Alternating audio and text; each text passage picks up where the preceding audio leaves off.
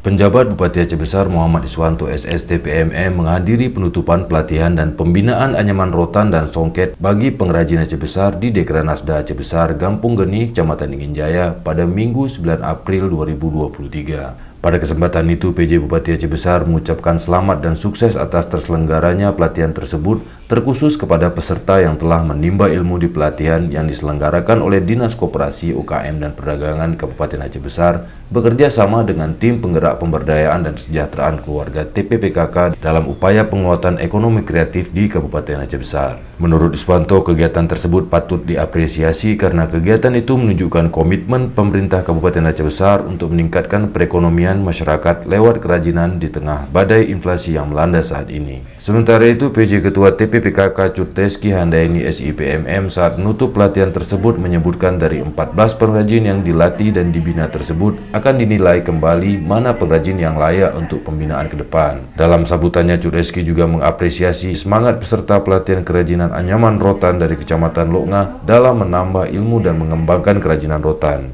Yang mengatakan bahwa mengingat potensi rotan di Aceh Besar sangat tinggi, pihaknya akan memasukkan kerajinan rotan dalam list pembinaan Dekranasda di tahun 2024 nanti. Cutreski juga berharap melalui pelatihan ini kualitas kerajinan songket Aceh Besar semakin meningkat, sehingga berpeluang terciptanya kampung-kampung wisata kerajinan songket sebagai daya tarik wisatawan khususnya di Kecamatan Darussalam. Ia mengingatkan kepada para pengrajin yang sudah mendapatkan ilmu untuk tidak hanya menjual produknya di toko saja, tapi juga bisa bekerja sama dengan pihak hotel dan kafe yang banyak di Aceh, dan untuk semua pengrajin tetap menjaga komunikasi sehingga jika ada kendala masih bisa untuk bertanya.